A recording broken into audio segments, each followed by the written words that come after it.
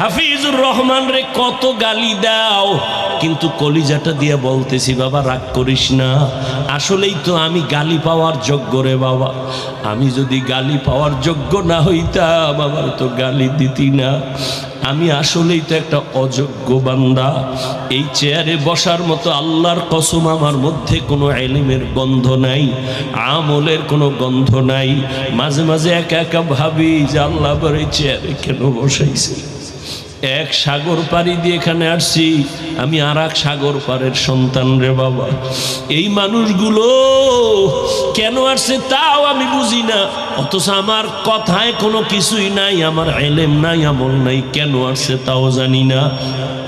আল্লাহর কাছে এখন শুধু একটাই দোয়া করি, মালিক তুমি আমার সম্মানের জায়গায় বসাইছো, গুনার কারণে ফালাইয়া দিও না রে আল্লাহ। সম্মানের জায়গায় বসাইছো রে মালিক, গুনাহের কারণে তুমি ফালাইয়া দিও না। ও কলিজার যুবক, পায়ে হাত রাইখা বলি, কলিজা দিয়া মোহাব্বত করি রে বাবা। আমি এখানে একটা যুবকেরও হুজুর বানাবার জন্য আসি নাই, ভয় নাই। আমি তোমাকে একবারও বলবো না তুমি স্কুল ছাইরা কলেজ বাদ দিয়া মাদ্রাসায় যাও, দাড়ি লম্বা করে তসবিহ হাতে নাও, পাগড়ি লাগাও, একবারও বলবো না। বরং আমি তোমার পক্ষে কিছু কলিজা দিয়া দোয়া কইরা যাব। আমি শুরুতেও বলছি, আবারও বলি, আমার দোয়া কবুলের খোদার কসম গ্যারান্টি নেই, তবে এই মাঠে বহু আল্লাহর বান্দা আছে আমিন খালি ফেরত যাবে না। আর এটা রসুলের কথা, একজন আর আমিন যদি মজলিসে কবুল হয় সবারটাই কবুল হয়ে যাবে। ও আমার কলিজার যুবক, ভালো করে স্মরণ রাখিস, আমার আল্লাহ কত দয়ার মালিক। ও আল্লাহর গোলাম, ওই আল্লাহর বান্দি জীবন ভর গুনাহ করিয়া ওড়না মাথায় নিয়ে চলে। ও যুবক, মুজার সাথে ওড়নার একটা মাথা গিরে লাগায় পানি উঠাইছে, মুজার মধ্যে পানি লইয়া দৌড়াইয়া কুকুরের পান করাইয়া দিছে। নবীজি সাহাবাদের সামনে এই ঘটনা বয়ান করতেছেন। হাদিস, নবী বলেন, সাহাবায়ে কেরাম জানোনি এই মহিলা জাহান্নামী, ওড়নার ওই মুজার সাথে বেঁধে পানি উঠায় কুকুরের যখন পান করাইল, কুকুরটা প্রাণ ঠান্ডা হয়ে আস্তে ঘুমায়া গেছে।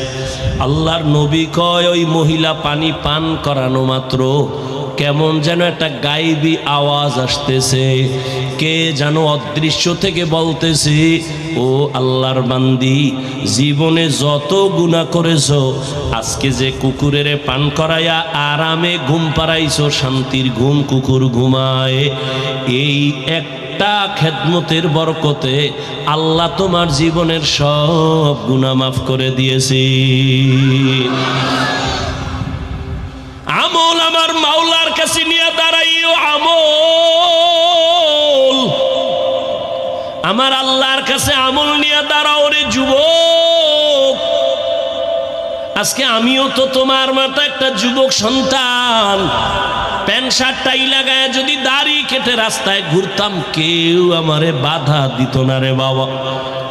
এই টুপির কারণে মাথা গরম, দাড়ির কারণে যৌবনের ভাব চলে যায়, জামার কারণে শরীর গরম, সব বুঝি, তারপরও কেন ফালাই না।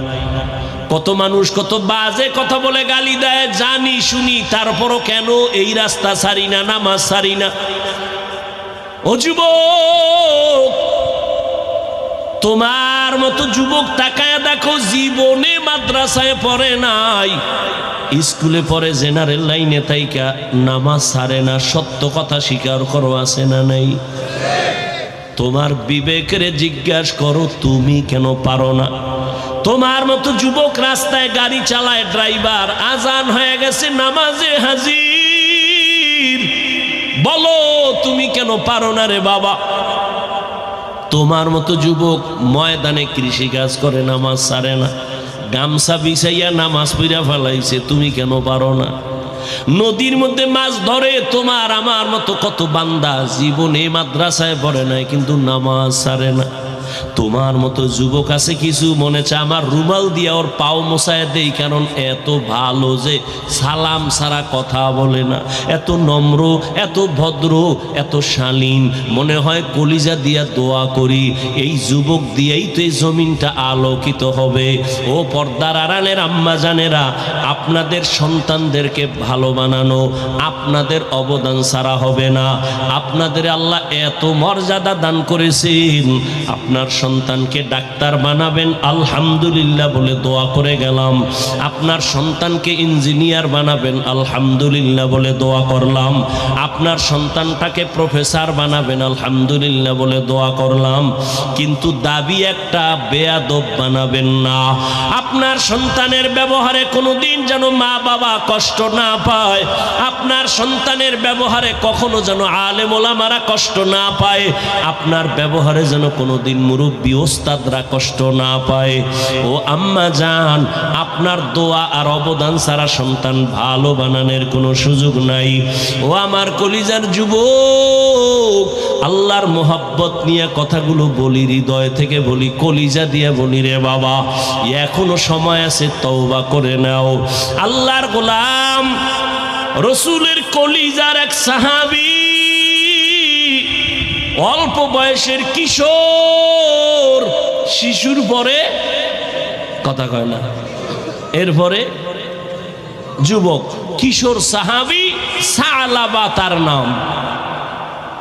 কিশোর সাহাবী এখনো যুবক বয়সে উপনীত হয় নাই, আল্লাহর বান্দা নবীর বড় আদরের।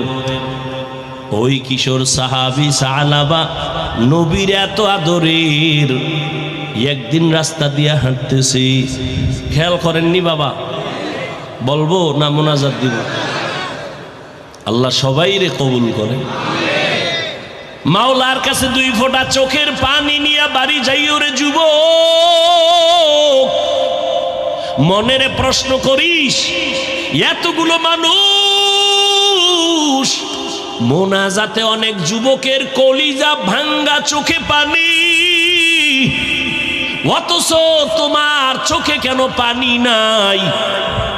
মনে করিও আল্লাহ তোমার গুনার কারণে বেজার হয়ে গেছে।